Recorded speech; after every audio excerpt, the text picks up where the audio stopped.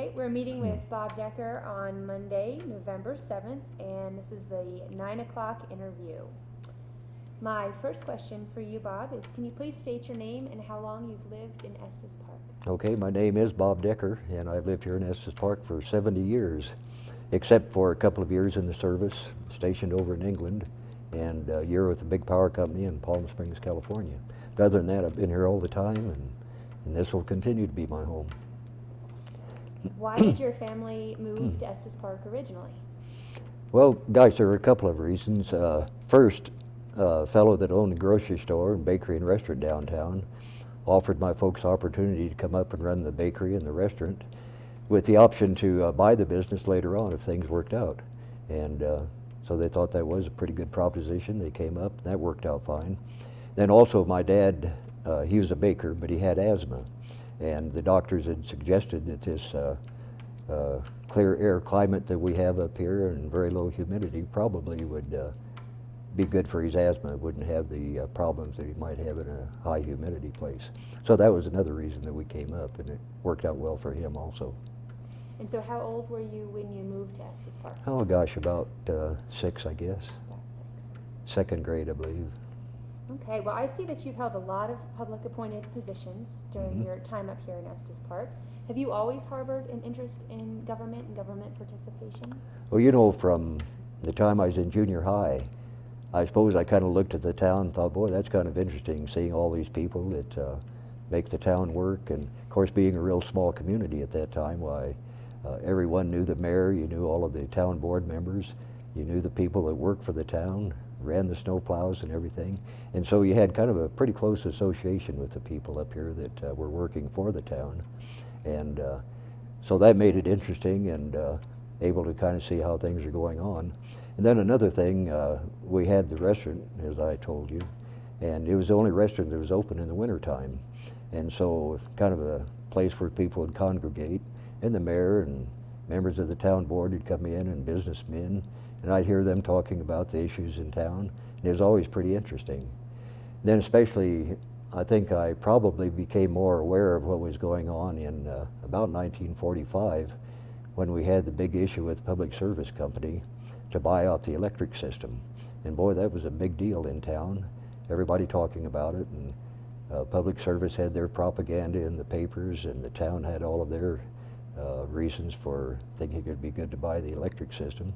And so that was pretty high profile stuff and sounded pretty interesting. And of course the town went ahead and bought the electric system for $225,000. And so I thought that was pretty neat and kind of kept up with things pretty well from then on. Now, can you tell me a little bit more about your involvement with your parents' business, if you had any? Well, as I said, my dad was a baker, and so from the time I was, oh gosh, 10 or 11 years old, why, I worked in the bakery and in the restaurant, and as it came along, why, I did about everything was involved, from baking to waiting tables, and it worked out real well. Learned a lot of things, and what I liked about it was working with the public. It's always fun to work with them. If they have problems, be able to talk to them, visit, and get things straightened out. And so that's good. And that's what I actually miss now, is not being able to work with the public as often as I used to. You went to college in Boulder, I Yes. think you said? Could you tell me a little bit about your college experience, what you majored in, what your interests were? Well, believe it or not, my major was pre-med. And I was down there for 2.5 years or so, and then the Korean War came along, and I thought, by gosh, I ought to do something to contribute a little bit that way. So I joined the Army and went to California for basic training, ended up being stationed in England for a couple of years. And boy, when I got back, I was ready to get things going and do some things. So I did go back to work for the power company and been there ever since, except for the year I mentioned in California. Very good. Let's see here. You were the head of the Light and Power Department. Yes. Could you tell us a little bit about how long that experience lasted and what exactly your duties were in that position? Okay, well, generally work with new customers that were coming in, whether they just were building a house or something like that, or developing maybe a 40-acre subdivision, see what their requirements were going to be for power, and then do whatever is necessary to meet these requirements, build the lines in and so forth to take care of that. But also had to look at the overall picture for the power company, do some long-range planning, decide when lines had to be extended or upgraded to larger capacity conductors, where transformers were needed, where substations had to be installed, and do everything we could to make sure that we continue to give as low cost as possible reliable energy to our customers here in town. And sometimes it's kind of a challenge to make sure that you were going to have the capacity that you needed to meet all the growth. Well, I'm sure you saw a tremendous amount of growth during the years you worked for Light and Power. How was that reflected in your duties as the head of Light and Power? Well, as I said, we had to make sure that we had adequate power to meet the growth. And I guess with that, in the late 70s and on into the 80s, we late 60s actually, and into the 70s, we started talking. There were 5 municipalities, Fort Morgan originally, Longmont, Loveland, Fort Collins, and Estes Park. And we had meetings pretty regularly to see if we should each maybe build our own generation to take care of future growth, or if we should collectively build some sort of generation, or perhaps collectively buy power in large blocks so we could get it cheaper that way. And we looked at all sorts of ways that we might take care of our future growth and make sure we had, again, low cost, long-term, reliable electric power for our customers. And what we finally did, City of Fort Morgan backed out. They thought that they could get along fine without having to worry about it. But the rest of us, the other 4 municipalities, the utility directors, of which I was one at the time, 4 of us put together what originally was Platte River Municipal Power Association. And we kind of decided what we're going to have to do. We're going to have to look at generation to meet our future needs. But we also had to form a separate governmental agency to be able to issue bonds and carry on a business the way it should be for a power entity. And so we decided to also get the mayor from each city to serve on the board, which made 8 of us then on the board. And we changed the name to Platte River Power Authority, which evidently carries more weight in the bond market. And so that was fine. We changed that. We got the necessary enabling legislation to form the authority and issue bonds and do whatever was necessary, just the same as any individual municipality could do. And it was kind of scary. We knew we were going to have to borrow millions of dollars, and which we did. And at that time, you couldn't borrow it and just sit at home. You had to go clear to New York and actually sign the bonds. And so we made quite a few trips to New York. And I think personally I signed about $1 billion worth of bonds. And as I say, it was kind of scary, and we all thought it would work out fine, but it was a big undertaking, and we didn't know just exactly what the end result was going to be. But it has worked out very, very well. We have lower cost power than a good many of the areas in the state, and it's reliable power that should last us well into the future, and just been a real good operation. Platte River headquarters are down in Fort Collins, and we have a real good group of employees down there. We built a power plant north of Fort Collins, about 20 miles, Rawhide Station, and we also are part owners of a power plant over at Craig. And all of this came from forming Platte River Power Authority, and we even finally bought the coal mine over there at Craig that furnishes coal for the power plant.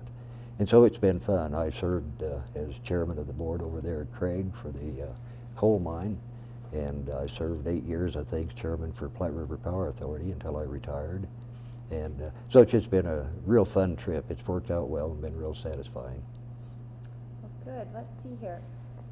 I assume that the greatest challenge you faced in the job is the energy issue, but is there another one that comes to mind that was particularly difficult about that position? Oh boy. Well, you're right. Making sure we had adequate power and took care of the customers the best we could. Budgeting was always an issue. You had to convince the town administrator and the town board that you needed equipment, and you give them growth projections and tell them what you're going to need. And I guess the biggest thing that was kind of frustrating with budgeting was employee wages. It was hard to convince town board members and the mayor that we really should be paying wages at least equal to what the same positions were getting down in surrounding areas, Longmont, Loveland, and so forth. Because, gosh, you get somebody trained up here, which takes a long time to find out what the area is, where the lines go, and all of that. And you invest a lot of money getting a person up to where they can do all that. And then if you don't pay them the wages, why, they take off. And you've lost that investment and have to start all over again. And so trying to convince the town board and others that are involved that the employees are the very most important resource that we have, and we ought to take care of them in any way we can to make sure that they have adequate wages. Take time to listen to their personal problems, let them know that we think they're important, and boy, it makes a big difference in the way they perform, the way they treat our customers, and just makes a real happy situation if you can keep the employees happy. Now, why do you think there was resistance to pay people on an equal basis with, or to pay equally with in Estes Park as in Loveland or Longmont? Why was there resistance? As you know, even now, the people working in the gift shops and motels and other businesses up here aren't paid the best wages in the world, and so some of the town board members couldn't understand why our journeyman linemen should be making so much more than some of the employees that they had working in their establishments. And frankly, our employees in some cases were making more than the town board members were making, and which really shouldn't have had any bearing on it. You look at something objectively and do what you think is necessary to make it work, and then carry out the decision to pay if that's what it takes to keep your employees. Well, that's a discussion that people continue to have today. That's right. Mm-hmm. Okay, well, what would you characterize, or how would you characterize your time as a town trustee? Did you see a lot of changes in Estes Park? Were they for the good? Were they for the worse? Well, I think when I served as trustee, it was an experience that I really enjoyed. There was a lot of growth, and you had to handle the issues that were associated with the growth. But we had a real good town board. The board, the trustees worked as a team. Very little controversy within the board members. And again, they looked at things objectively and made decisions based on what they thought was best for the community. And really, it was a pretty easy job being on the board at that time, because everybody pretty progressive, able to look at things correctly to make the right decisions. And so what we did through those 4 years that I was trustee, I think just a real smooth operation. So it was a good experience. Now, you were a trustee between, was it 92 and 96? Was that Yes. right? Mm-hmm. And you mentioned some of the issues associated with growth. What do you see those issues, or how would you characterize those issues? What are they? Well, making sure you have the infrastructure, of course, water lines, power lines, streets, the people to maintain these things. So with the growth comes growth within the government operation as well. And then you try to manage the growth so that it's acceptable, something that isn't a blot on the whole community. And sometimes that's kind of tough, because developers are looking for high density, and where the zoning permits it, why, of course, they want to stick in everything they can. And so you have to work with them and make sure that you're doing it the best way you can. And sometimes it's kind of hard and disappointing the way things turn out once in a while, but generally I think the growth has been good and been well managed. Good. Well, eventually you decided to run for mayor, so I'm wondering what motivated you to make that leap from the town, as a trustee, as an employee, to kind of the head of everything. What was your motivation? Well, still, I was always interested in being able to do something for the town. Boy, the town has been my life and my home, and I think, one of the best places in the world to live, and I wanted to be able to keep contributing to making it that way. But Bernie Daniels had decided not to run again, and he encouraged me to run. And my wife had died just about 5 or 6 months before my term was over for trustee. So I thought, boy, I guess maybe I need something to fill in the void for a while. And it was kind of a challenge, and I thought I could do some good, and so I ran for mayor, and I made it okay, and that also was a terrific experience and pretty rewarding. Now, what was it like following in the wake of Bernie Daniels as mayor? Were you of a similar mindset, or were you on fairly different planes? I think Bernie and we'd been friends for a long time, worked together for a long time, fire department, on the town board, and Boy Scouts and things like that. And so I think we had similar thoughts and ideas how the town should be and what the future should look like. And so I don't think it changed things a lot from the way Bernie was doing things. Okay. Let's see what we're doing. Good.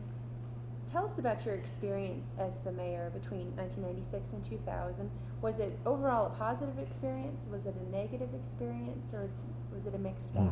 No, I think it was a positive experience. Well, we had issues, of course, that were a little bit hard to address and problems to resolve. But generally, I think, again, we had a real good town board, and they worked together, pretty cohesive team. And if we did have issues that were, pretty high profile and controversial, they could look at them and make the right decisions. And I think we were able to satisfy the majority of the people with most of those decisions that were made.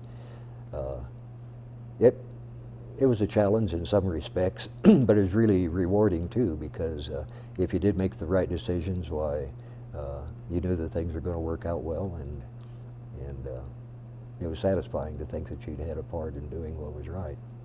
What do you think are some of the best decisions you made, or you made as a group during your time as a mayor? Oh boy, that's a tough one. I think, well, while I was mayor, we decided to have a joint partnership with the county for our area, not just the town limits, but the Estes Park Valley, so that we have the same planning and zoning code to follow. We'd have a joint planning commission made up of county members as well as town members, and have a joint staff for inspections and so forth. And boy, that took a lot of time, and got pretty frustrating a lot of times in trying to decide where the code should be changed and the zoning districts. And with that, it was hard to please everybody that had parcels of property that had been zoned in one manner for a long time, and then we had to change them. And those things are hard to explain sometimes. But anyway, getting through that was quite a challenge, but it was pretty rewarding after we got it all settled. I haven't really paid real close attention, but I think it's working out well now. At least I hope that the customers are being served well, that are trying to develop property up here or whatever, because I think it is important. Now, are there any decisions that you made while you were mayor that maybe you would have approached differently in today, if you were mayor today? I guess we purchased the property up behind Safeway, and well, the group of buildings just to the east of Safeway, 6 acres or a little bit more or less, with the idea of building a town hall up there. And I guess I've been disappointed that that wasn't followed through, because with the town hall up there, it'd be very easy to get to from all areas of town. It would relieve the parking downtown, and I even thought if we could get the post office to move up there, there'd be adequate parking for both the municipal building and the post office, and again relieve another 100 or 150 parking spaces downtown, and then also get the existing town hall on the tax rolls and make it a commercial operation. I know there'd be a very easy sale for that property to somebody that wanted to start businesses down there.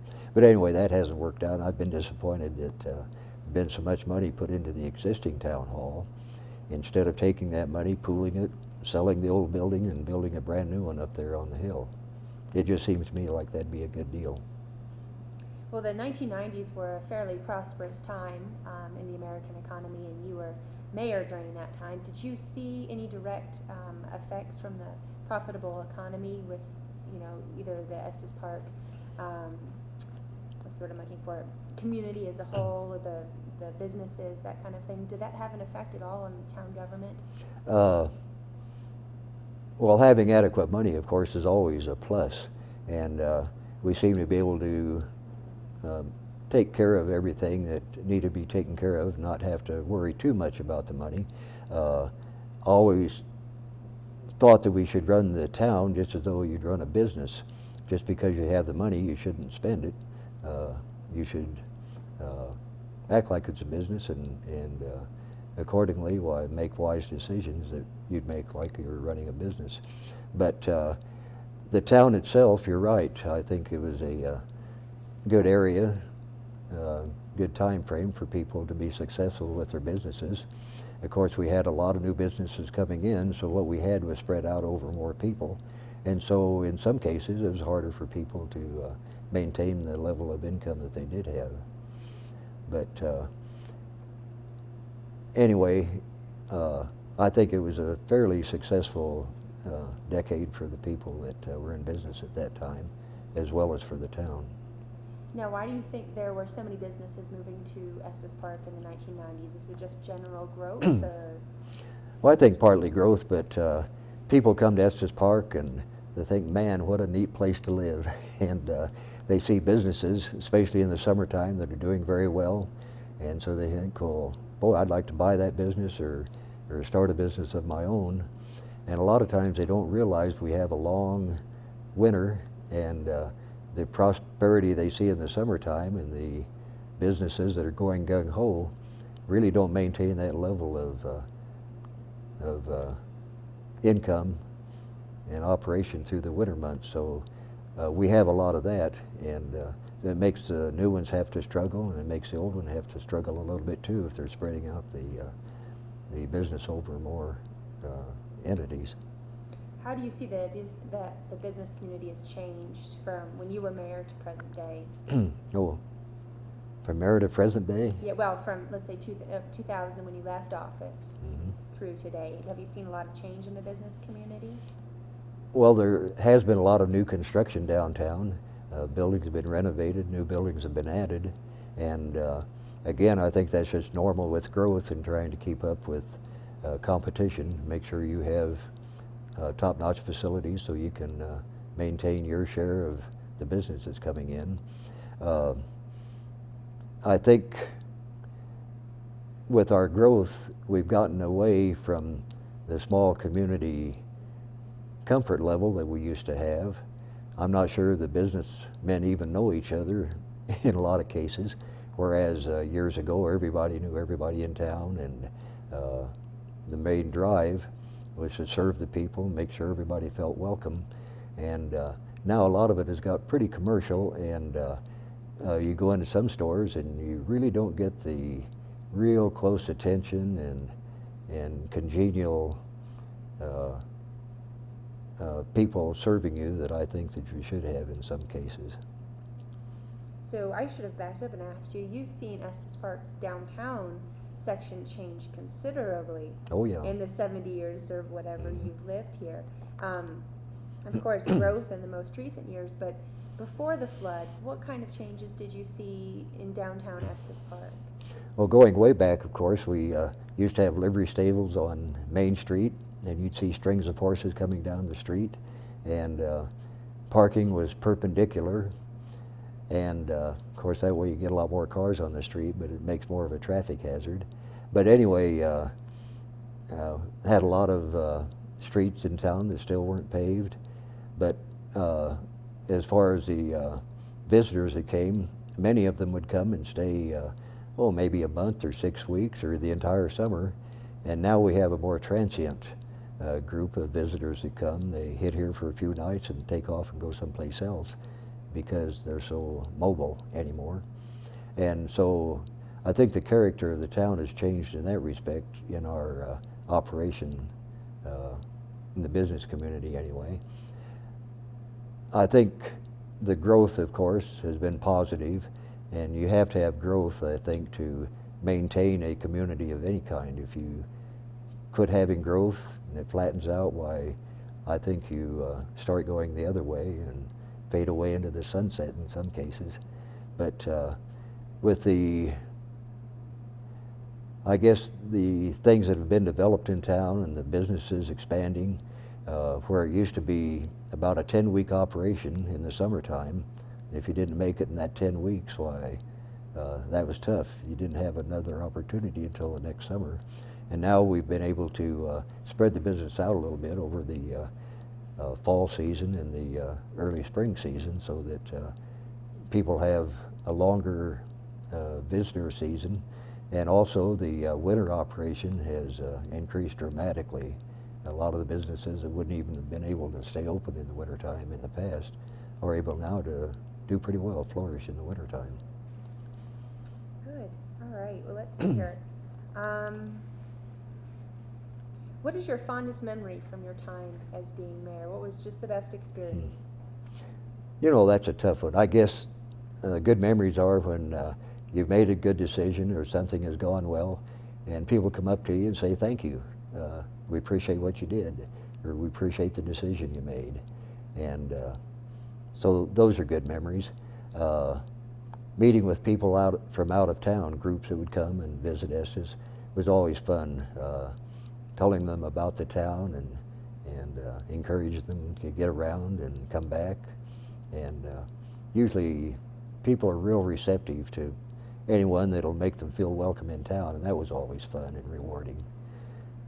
Then a little sidelight, working with little kids, whether they're visitors or our own kids here year-round. McDonald's gave us little coupons that were good for an ice cream cone, and it was always fun giving those out. And what it did, of course, it made the kids real happy, and it was fun to see that they were enjoying it. But it made them feel like they kind of knew a little bit about the town, and that somebody cared about them. And then the parents also thought that was a pretty good deal, and I think that made them kind of pay attention a little bit more to what was going on too. So that was kind of fun. Good. How do you think that the job of town mayor has changed in the years since you left office? You know, I probably haven't followed it as closely as I could have, because a previous mayor or director or whatever has never asked for advice. A new person, they want to do things their way, and so I don't stick my nose in and try to see what's going on or offer any advice. It seems to me he's had the same thing dealing with growth, and it's kind of a moving window. You have to try to satisfy the people that have lived here a long time and continue with the things that they are satisfied with, but you also have to target some of the things that new people are looking for and make sure that you're serving them too. So you always have that challenge, and I'm sure the mayor is continuing to find that's necessary. I see there's been a little controversy on the town board, and I'm sure that's been disruptive and kind of a heartache for him at times. And that's unfortunate, because it's reflected on the whole town, and in fact clear across the country with the news we got and so forth. It made us all look kind of stupid, and I felt real bad about that, because I don't like to have anybody think badly of the town. But those things happen, and you have to deal with them. But other than that, I think probably the same issues. You have this, I assume, the same people coming to the town board meetings and complaining about everything, but never offering anything positive that would make it the way they want to be. They just want to complain, and so you have to deal with that and try to be tactful in dealing with it. And it's hard sometimes, but it's just part of the game. We've talked about how Estes Park has changed over the years, and I think a lot of things that you have mentioned point to growth. But what other things have you seen that have changed in Estes Park's character, or just physicality over Mhm. the years? Well, the physical part, I think, the most dramatic change, a terrific growth, addition of streets, everything being paved now, uh, the new buildings, and I think probably the condominiums that have been built, probably the most dramatic part of the growth that we've seen up here, and the very high cost houses have been put in, something that wouldn't even have thought about even probably 20 years ago. And so that's been quite a change, seeing that sort of community develop up here. I think with that, as I mentioned before, we've lost some of the personal contacts we've had and some of the warm, fuzzy feeling we've been able to offer to the people that come in. With everything going on, maybe we just don't have time for that, or maybe growth has just been so much that with that comes kind of a deal where you deal with the town business and think you're taking care of that, and you kind of forget about being as friendly and welcoming to the people that are coming into the community as you should be. What do you think has changed about Estes Park that's really for the best? Well, I think just the fact that with the growth we've put in all of the infrastructure, and urban renewal, of course, was good in developing the downtown area and making it so attractive. And so I think generally everything that we've done for the growth and so forth has been an enhancement to the entire town and made it still look inviting to people that come and visit. And that's why we have so many people, I'm sure, come and retire here, because it has been a managed growth and it's still a great community. Well, I think we're doing okay on time. Mm-hmm. Okay. I just wanted to go back and ask you a couple more questions about your younger years and your childhood, and then I think we'll be done. I'm sorry, I didn't catch the name of the store that your parents owned. Well, or ran. Okay, it was in, there was a fellow by the name of Faye Brainerd that had a grocery store, the bakery, and the restaurant. It was all in the same building where Western Brands is now, Ernie Petrosine's operation.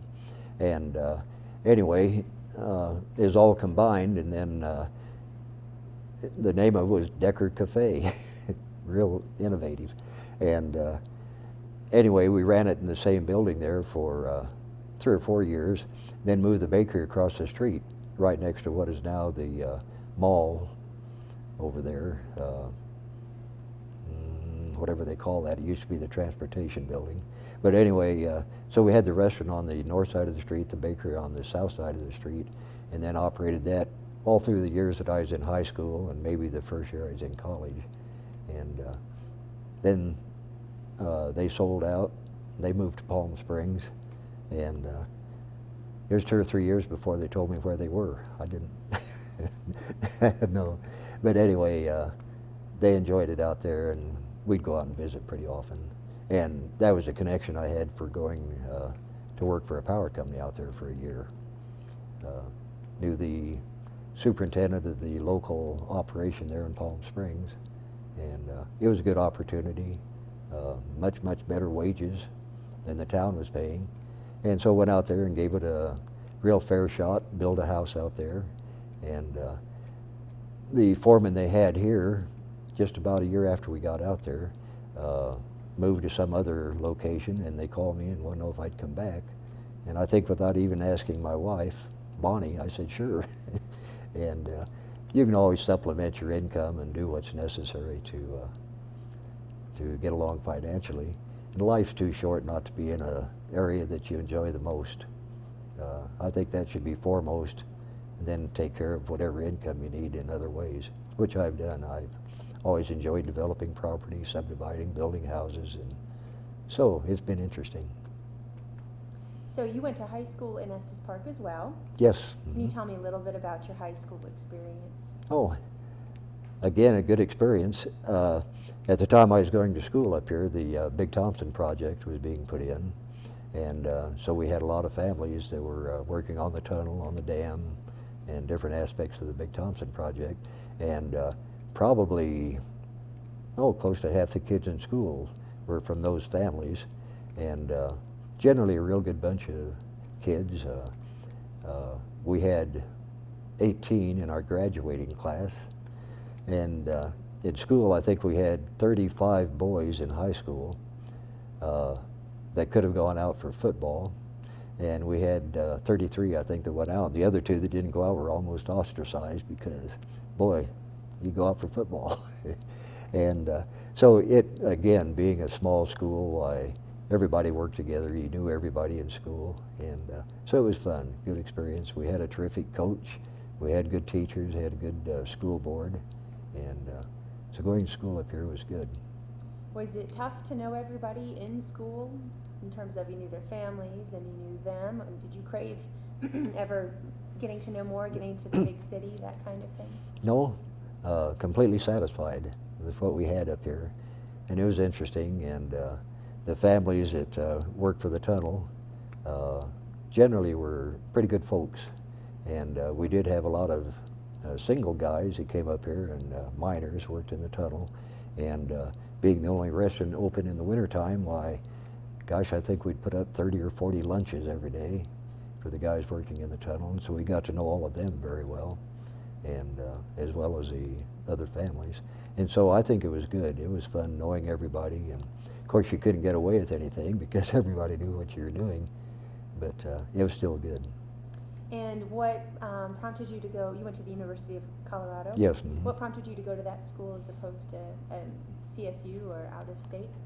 Well, it had a real good medical school, and as I said, I started off the pre-med, and which was good. When I got in the service, why, the commanding officer at the hospital there on the base where I was called me over and saw I'd had pre-med, thought maybe I had a little bit that would work out in the hospital, so I worked in the hospital for a year and a half, I guess, while I was in England, and so that was good.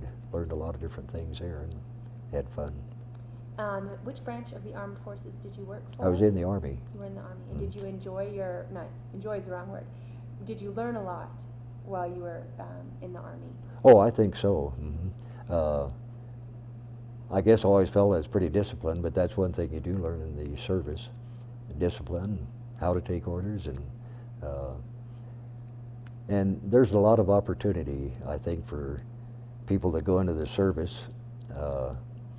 If they accept it with an open mind, you see a lot of them that go in and they resist everything, and that's unfortunate to waste a year or two not really trying to absorb what they have to offer.